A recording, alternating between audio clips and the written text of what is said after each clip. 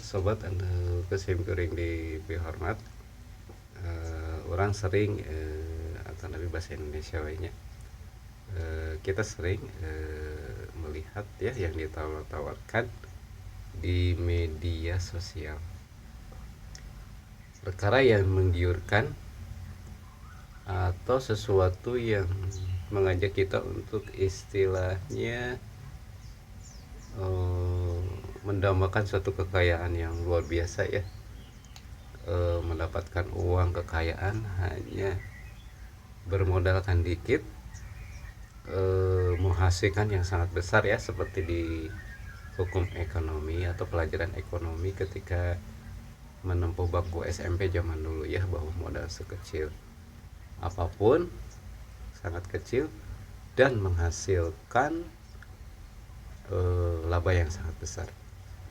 Tetapi di sini menjanjikan suatu perihalnya yang jauh dari ilmu akuntansi atau keuangan, yaitu usahanya apa, di bidang apa, tempatnya di mana, keabsahan penanggung jawabnya negaranya di mana, pelindungan hukum republik atau monarki.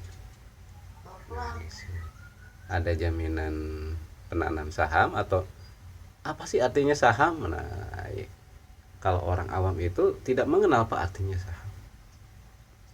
Mengenal juga saham atau lada, nah, yang ditanam di kebun. Nah, kalau saham itu istilahnya menanam modal atau memberikan modal usaha, atau istilahnya kalau di bank itu mungkin persamaannya ya, KUR, kredit usaha rakyat, memberikan suatu modal menghasilkan untung atau laba sekian persen dengan perjanjian hitam di atas putih. Jadi jelas ya, terakreditasinya jelas, pelindungan hukum kedua belah pihak pertama dan keduanya jelas.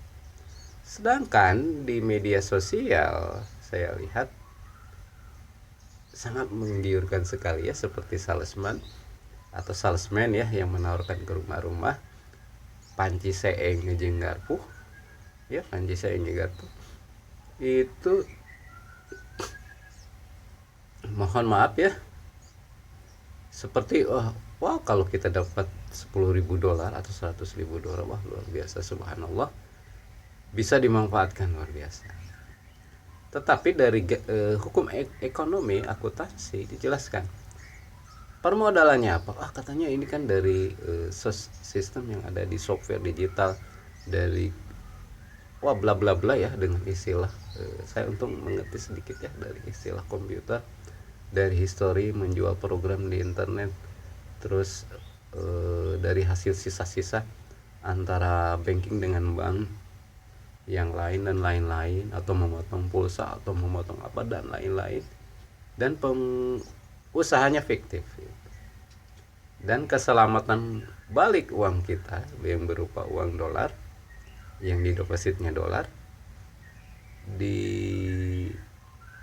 disimpan berupa bitcoin senilai sekian, atau membeli lot berapa lot, itu ada istilah baramain atau ngadu kalau bahasa Quran yang disahkan oleh Hindia Belanda, terjemahan bahasa Hindia Belanda, Indonesia dan Sunda. Pengesahannya alim ulama di bawah pemerintahan Hindia Belanda yang disekolahkan ke Maroko, ke Baghdad, ke Mesir, Kairo, dan ke Mekah. Bahwa baramain itu jenisnya banyak. Iya, menggiur, pokoknya ciri-ciri judi itu, atau kalau dulu di era Soeharto itu baramain itu istilah nama resminya judi yang dinyanyikan oleh Bang Haji Roma Irama. Akan tetapi kalau di zaman sekarang itu menambang, miner, poin, pokoknya istilah judi itu merujuk, kalau yang suka permainan poker atau permainan di Las Vegas, judi di Amerika Serikat ya, yang dikenalkan di permainan Amerika Serikat, ada lot, berapa lot, nah dari situ adalah jelas ya judi ya. Kalau bahasa Sunda itu ngadu Pak, atau istilahnya baramain teh ngarugikeun ka pihak-pihak anu lain. salah sahihnya ke diri orang atau ke diri kita sendiri. Ngarujuk ke surat sabaraha amun orang alim ulama pasti, kalau saya ngarujuk ceramah Jainuddin MZ ya.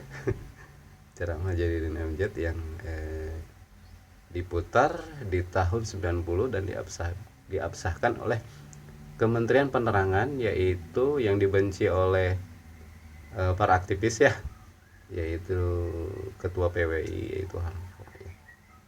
Ya, yang saya tahu beliau gaya bicaranya yang khas ya. Nah dari situ jelas ya kalau di ceramah beliau ya Kiai Haji Jainuddin MZ ya, ilmu bermanfaat ya. 3 perkara, salah satunya ilmu bermanfaat, yaitu perkara masalah ceramah judi. Jarang didengungkan oleh dai-dai sekarang, dan perkara istilahnya makanan yang halal. Ada di ceramah Jainuddin MZ ya rujukannya. Sekian, terima kasih, mudah-mudahan jadi pedoman yang belum ketipu, yang sudah ketipu banyak beristighfar saja ya di dunia online. Assalamualaikum warahmatullahi wabarakatuh.